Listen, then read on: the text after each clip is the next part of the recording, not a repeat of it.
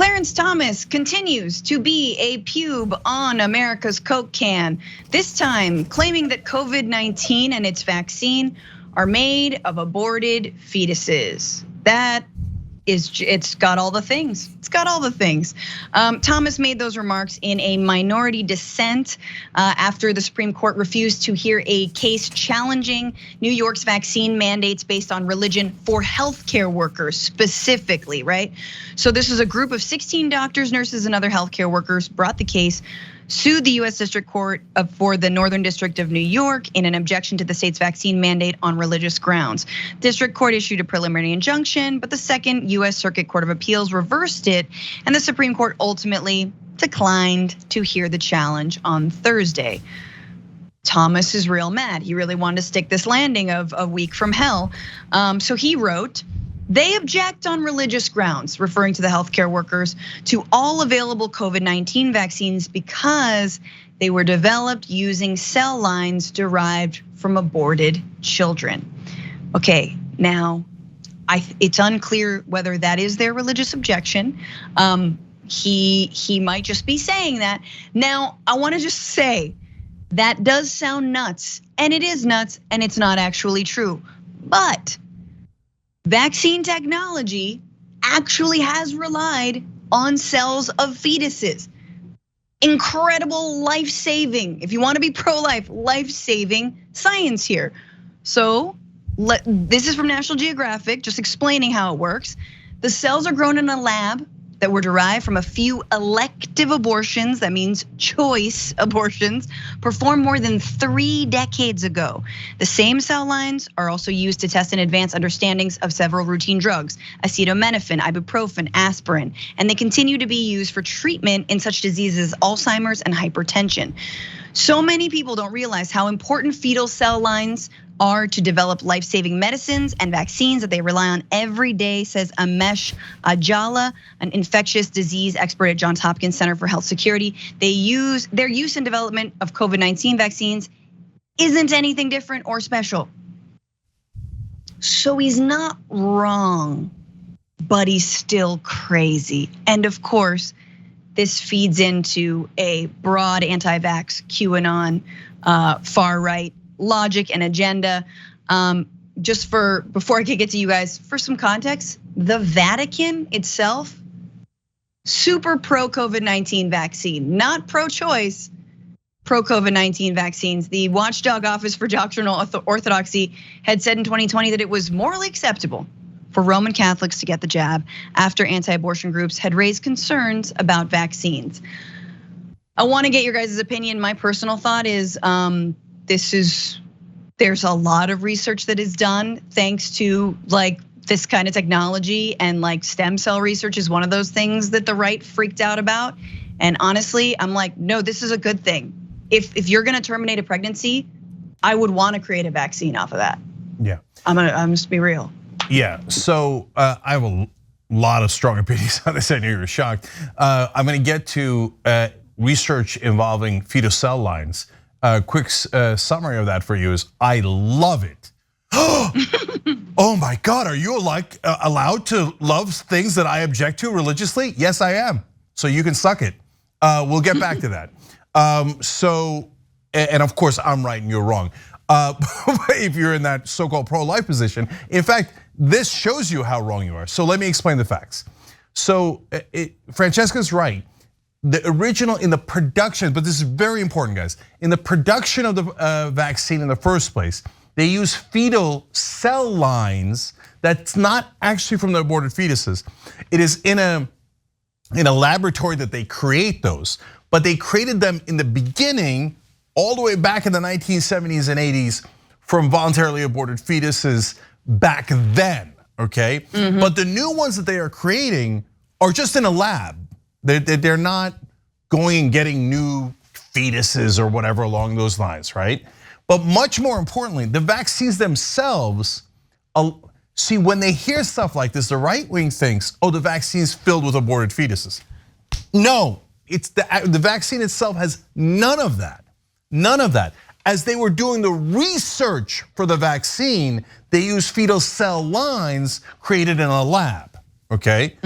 So just to be clear on it. Now, some people, the reason why Francesca says Clarence Thomas isn't totally wrong is some people do object to that religiously. They go, no, I don't care. I don't care that the vaccine doesn't have it. I don't care that these cell lines were created in labs. The origin of those cell lines back in the 1970s, et cetera, right?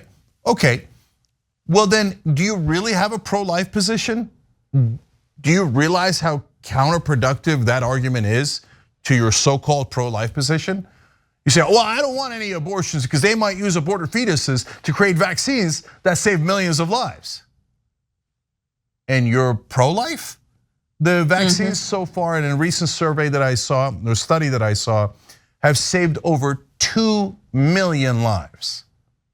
2 million lives. And religious nut jobs, zealots, fundamentalists, American Taliban go and say, we shouldn't have saved those lives because I'm pro-life. Well, no, you're not pro-life. You're a lunatic who doesn't understand science. And finally, that gets me to using fetal cell lines. I love it. Are you like, so I'm not supposed to use science when someone chose to have an abortion 40, 50 years ago? I'm not supposed to use that to create something in a lab that saves millions of lives?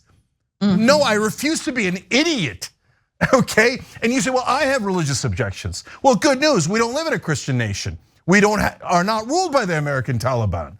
We actually live in a secular country. It was the first secular country on earth.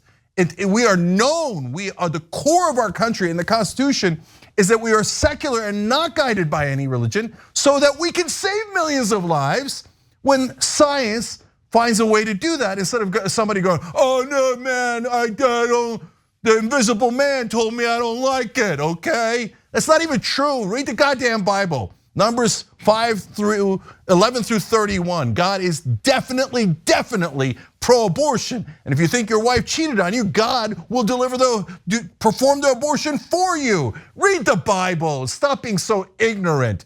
And besides which, even if you disagree with me on the Bible, I don't care. We don't live in a Christian country. Yeah. We live in a country that is secular and supposed to be guided by all of us deciding in a democracy based on reason and logic. I know you hate that idea. You hate logic if you're pro-life. You despise it. And you're like, no, I want the invisible rules of the invisible man that he whispered into my ear or into a rabbi's ear 2,500 years ago. And I totally misinterpret the thing that he whispered it 2,500 years ago, but I don't care. I don't want you to save those lives. No deal, no deal. We're gonna go save those lines. And if we use fetal cell lines, that's fantastic. Jordan.